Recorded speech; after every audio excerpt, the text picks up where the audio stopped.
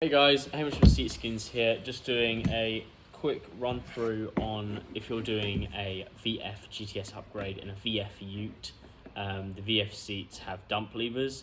Now our phones don't have a cutout for the dump lever, but we do have a just as good method of resolving that issue and making sure that you can actually use the dump lever. So here we have the mechanism that actually holds the lever in place at the top corner of the VF seat. Now this has been pre-cut, but as you can see here, basically this part here is what actually rivets into the frame. This little hook part here is what the cable, it's basically just like a brake cable, as I'll show you in a bit. This hook here is what holds the cable in place. Now, what you're going to do, I'll show you a bit closer in a minute. You're going to need to actually cut this piece off because we're going to be riveting it to the bottom corner of the seat in a special placement where we can attach that cable to here, so you're able to access it from the bottom of the seat instead of the top. So this is the bit up and close. You want to cut about 20mm in and 15mm down. Now once you've got this piece here, as you can see, it's a little bit bent downwards. Previously it was actually bent a little bit upwards, so you want to put this in a vise like that and then get a pair of pliers and basically just bend that piece up so it's a little bit slanted.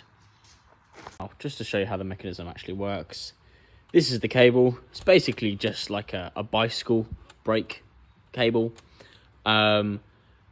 This is what would be attached to the lever, sorry. As you can see, it pulls there, and then when this piece of metal is engaged and is pulled down, then the backrest can go back and forth.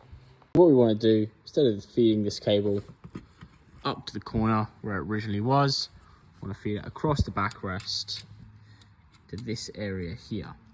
When you're removing this piece here from, well, either where it's held here or where it's held in here, it's very bloody tight. So if it does break, which has happened to me, and this top part comes off, so that groove is useless, what you can do is get a file down the sides, see where my nail is, file down the sides there, and file down the sides on the file down the other side.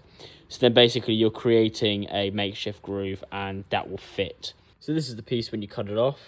What you want to do is you want to cut that little tag off at the top, and then you want to cut so that this piece is about 10mm across, about 30mm down in total, and then you want to cut a curve that aligns itself with this piece of metal that pops out, and you want to make sure the top is aligned with this piece of metal here.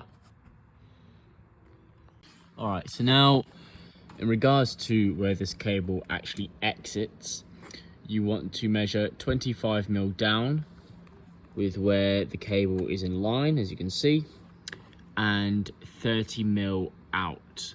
Now what we're going to do is we're going to punch a hole in this centerpiece, and then we're going to put a eyelet in it so it looks nice. And I will show you what it looks like once I've done that. So once you've punched the hole and you've put the eyelet in, it should eventually look like this, pretty nice and clean. You want to go ahead, put the side plastic back on, and then feed the cable just here through this eyelet here, and I'll show you what that looks like. All right, so this is what it looks like when we're finished. Look, we're not expecting you to have the eyelet or an eyelet tool, so you can just punch a hole and that will suffice. But this is what it looks like when it's finished. So this is me just giving you a demonstration of how it actually works. You want to just pull down like that, and there you go, yourself a dump lever. All right, thanks for watching, guys, and get your trim on.